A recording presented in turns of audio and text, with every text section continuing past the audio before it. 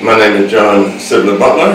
I'm a professor of sociology and management at the University of Texas at Austin.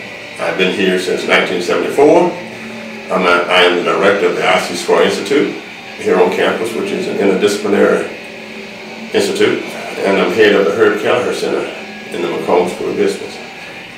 My research, of course, spans the whole idea of management and wealth creation and job creation, and what I call simply the impact of organizational theory. At this time, my research, the paper that I just finished with Todd Hamilton, which we just finished from here, we're working together. He's now a professor at Princeton University. We're doing generational status and self-employment. We're looking at the impact of, over the years, that is, how does generation status affect those individuals going into self-employment? And basically, the longer you've been in America, the more likely you ought to be, less likely you ought to be self-employed.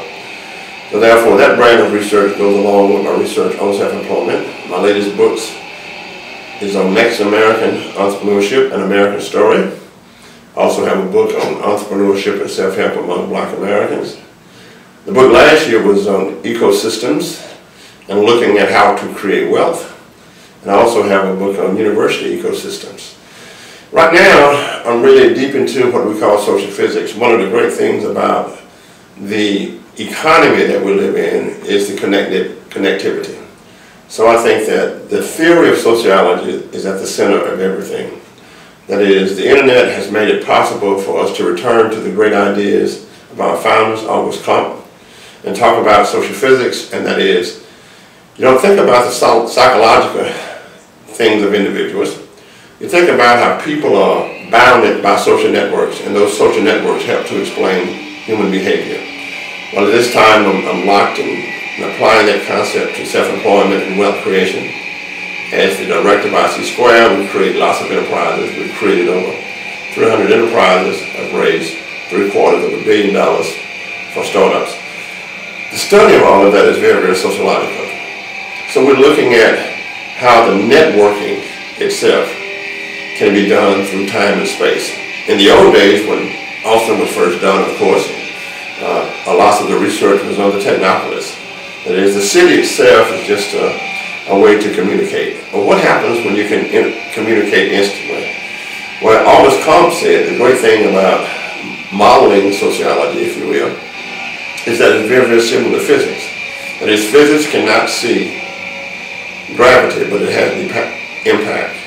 We cannot see a network, a norm, or value, but it has an impact. So the creative juices, the creative ideas of August Comte is back to my research, and that is looking at the impact of networking on self-employment, and more importantly, if we can put people in the network here in Austin, whether it's in Silicon Valley, whether it's in Boston, whether it's Columbia, then it is the network that has the greatest impact, if you will, on how and what people tend to do. So therefore, my research continues in organizational science, and it bridges the relationship between managing people and creating certain kinds of things. So I hope to apply the networking theory, for example, to military organizations. I have another student here, Ori, who is from Israel, and we're looking at the Israeli model of self-employment and what we call technology transfer. So the Israelis utilize the military, since everybody must attend the military or serve in the military in Israel, and they create the entrepreneur companies or teams, if you will, in the context of the military. And from that organization experience and all of the military culture, then they expand, and that becomes a company. I'm looking to do the same thing. I have a former student here who is now a 4-star general, I might add. And I've been talking to him about putting that kind of program in our academies, or indeed in the context of the American military. That is, we must continue to change the forms, the organizational forms. And I think if I had to say one thing about organizational theory, it is this. The most important thing to analyze now is the network. It is not the organization. The organization can be standalone, but the great connectivity of the internet means that communities are being organized on the internet.